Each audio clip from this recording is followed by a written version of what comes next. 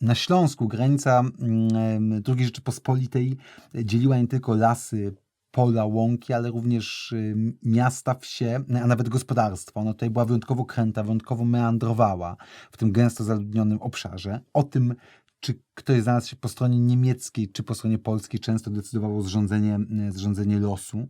Często było to wynikiem skomplikowanych gier politycznych, bo przecież na losy granicy na Śląsku nałożyły się nie tylko ustalenia wersalskie, mocarstwa, ale potem również 3 powstania śląskie. Takim, myślę, doskonałym przykładem tego, jak skomplikowana ta granica, były losy kopalni Makoszowy. Makoszowy, wówczas wieś, dzisiaj dzielnica Zabrze, trafiły do Polski. Natomiast sama kopalnia trafiła dzięki staraniom strony niemieckiej, trafiła do Niemiec i granica biegła dokładnie po chodniku wzdłuż bramy kopalni, a jednocześnie wejście do kopalni stało się przejściem granicznym. A biorąc pod uwagę, że z 4600 członków załogi 3600 mieszkało w Polsce, to codziennie tysiące pracowników przekraczały granicę, zdążając do pracy. Zresztą do dnia dzisiejszego w hali sprężarek zachował się bunkier wybudowany tam po to, żeby pilnować tych polskich pracowników na wypadek, gdyby komuś przyszedł do głowy pomysł na jakiś akt dywersji albo sabotażu. Także to była prawdziwa kopalnia graniczna, zresztą kopalnia, której powojenna historia również jest dosyć dramatyczna, bo w 1958 roku doszło tam do jednej z największych katastrof w historii powojennego górnictwa w Polsce. Zginęło ponad 70 osób. Ja miałem okazję rozmawiać z panem Zygmuntem, który był wtedy pod ziemią, który opowiadał, jak cudem udało im się wydostać z chodników pełnych kłębów czarnego dymu, jak szli na oślep. Gdyby skręcili w złą stronę, to prawdopodobnie nigdy żywi by na powierzchnię nie dotarli.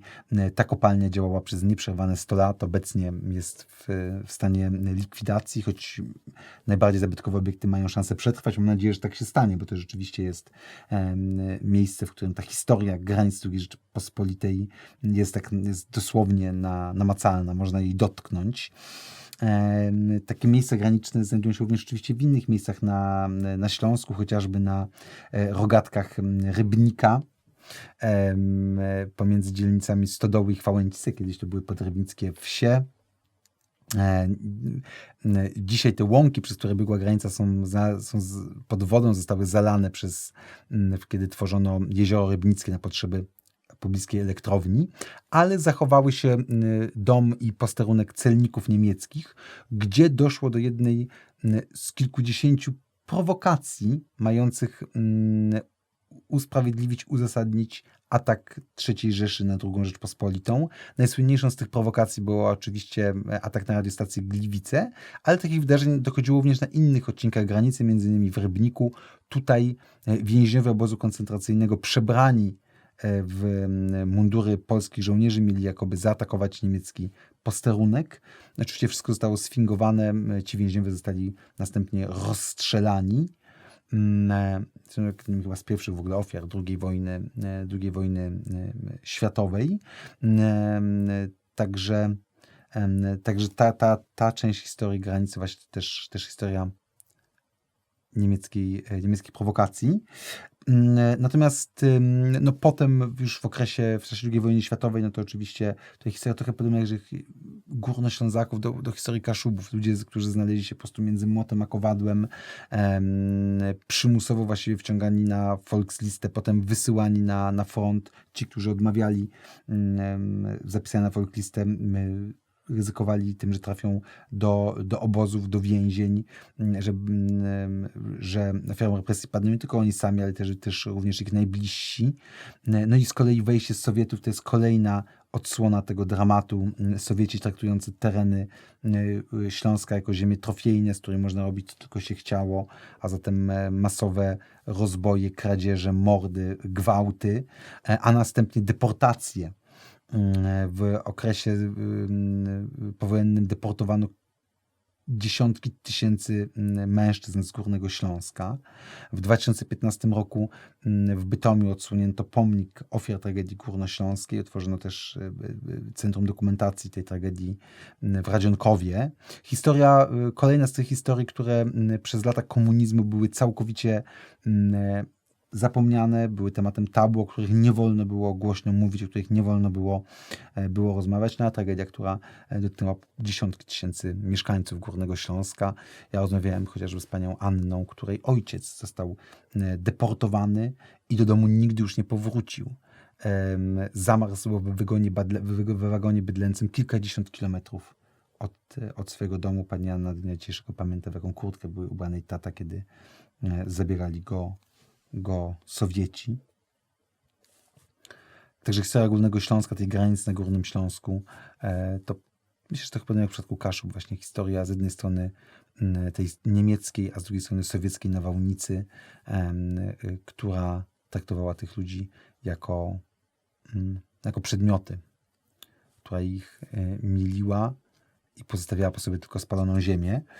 Z kolei zupełnie inaczej potoczyły się losy Śląska Cieszyńskiego, który stał się przedmiotem sporu pomiędzy Polską a Czechosłowacją. No, dzisiaj rzeka Olza łączy Polskę i Czechy, natomiast przez większą część XX wieku właśnie dzieliła Śląsk Cieszyński na ten polski i ten czeski, czyli Zaolzie. W 1919 roku wojska czechosłowackie zaatakowały Śląsk Cieszyński, wypierając Polaków. Na skutek negocjacji ustalono, że odbędzie się tam plebiscyt narodowościowy. W tamtym okresie te tereny Zaolzia zamieszkiwało około 140 tysięcy Polaków. Natomiast następnie Praga, korzystając z osłabienia Polski w 1920 roku, Polska była zaangażowana wojną z bolszewikami na wschodzie, wymusiła na polskim rządzie zgodę na rezygnację z plebiscytu i podział Śląska Cieszyńskiego przez Radę Ambasadorów, której decyzja była dla Polski skrajnie niekorzystna. Te ziemie zamieszkane w większości przez Polaków przypadły Czechosłowacji. No i w 1938 roku, tym razem Warszawa, korzystając z osłabienia Pragi po konferencji monachijskiej, kiedy Hitler przystąpił już do rozbioru Czechosłowacji, zbrojnie zaanektowała Zaolzie, przyłączając je do Polski. Do dnia dzisiejszego historycy spierają się, kto w tym konflikcie miał rację. No, w mojej ocenie tak naprawdę mieliśmy do czynienia z takim klasycznym dla tamtego historii sporem terytorialnym.